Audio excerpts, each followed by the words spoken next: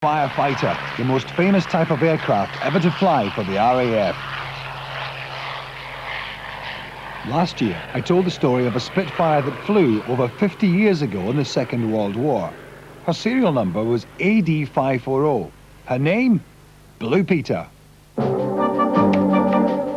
find out about the aircraft, I went on a detective trail. With the help of aviation enthusiasts and a few lucky breaks, I was able slowly to piece together the story of the Blue Peter Spitfire from construction to active service.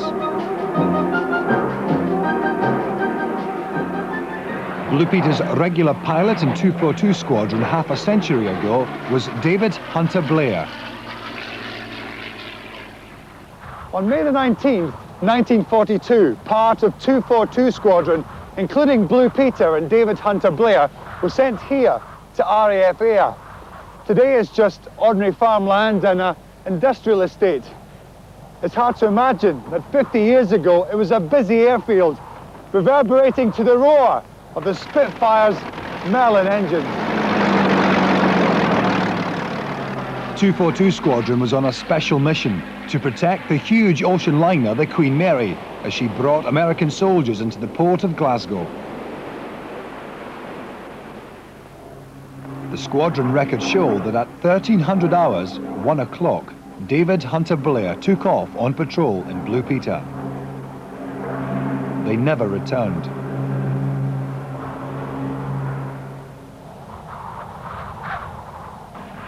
A search party of Spitfires was sent out, but they failed to find the aircraft in the mist and rain. Nobody knows why David Hunter-Blair crashed in Blue Peter. Some say he could have lost control in the terrible visibility, or his oxygen failed and he passed out. What we do know is the aircraft crashed somewhere here on the bleak mountain, Cairnsmore of Carsphairn. When we showed the film last year, we reported that the Dumfries and Galloway Aviation Society were busy searching for the wreckage, but it was a massive task to find it, a tiny aircraft buried on a huge mountainside. After a painstaking hunt, I was called back to Ayrshire to discover the next chapter in the story of Blue Peter. Cairnsmore of Carsphairn, an isolated hillside in the heartland of Scotland that for over 50 years kept it secret. Exactly 51 years ago, to the day of the crash, the wreckage of the Blue Peter AD540 has eventually been found.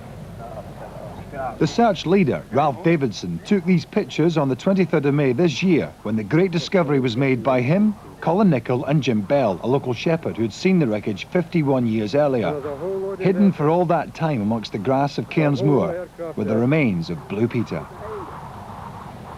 That's definitely the engine there. Marvellous.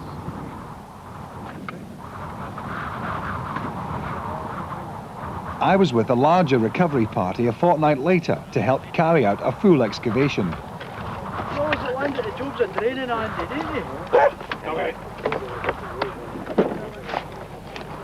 When Blue Peter was buried after the crash, she was broken up so that she could be placed in a hole. As you see now, 50 years on, you can still see a mass of twisted metal. Most bits you can identify, including this here. This is the top part of the engine, although it's extremely heavy and nobody seems to have a clue how they're going to get this out. Some pieces were easier to recover, like this wing section. But what had encouraged the long search by Ralph Davidson? My search wasn't just concerned with the search for Spitfire, it was also the pilot. The whole story intrigued me, and that's what I think brought me back, month after month after month. How much is missing of the plane? We don't know how much is missing as yet. As the day wore on, more and more pieces of the shattered aircraft were unearthed. Well, we can obviously tell it's a plane, but how do we know it's the Blue Peter AD540? Well, John, this plate here identifies it. I took this home the second visit here, and we discovered on the back someone has scratched forward AD540, and the initials look like WHP. It's some sort of inspection panel from 7 part of the plane, which hasn't been identified as yet, but it positively identifies It has AD540. Blue Peter. Well, after several hours of digging, we've managed to unearth quite a few bits of the aircraft. Here's part of the wing. This is the air intake. And one of the most recognizable pieces of the Spitfire is, of course, the propeller. And you can still see damage which must have occurred on impact. And one of the most surprising things of the propeller is it's wood, it's not metal.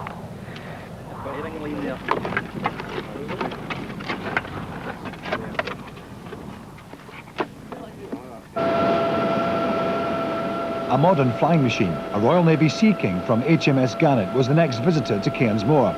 It's a very remote spot, miles from the nearest road, so the only way to remove the wreckage was by helicopter.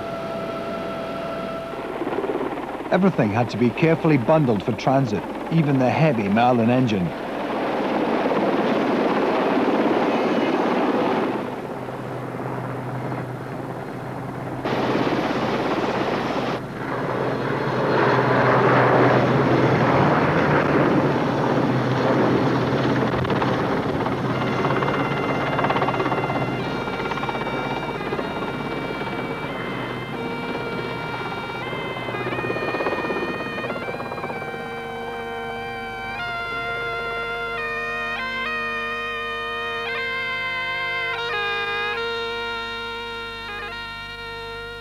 September.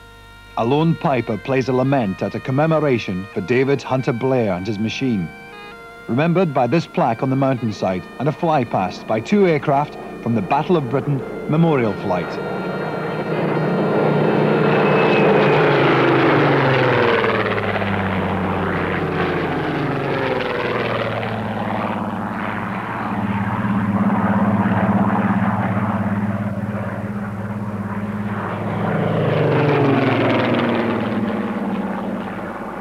Spitfires over Cairnsmore of Carsphairn once more, in memory of the Blue Peter Spitfire and her pilot.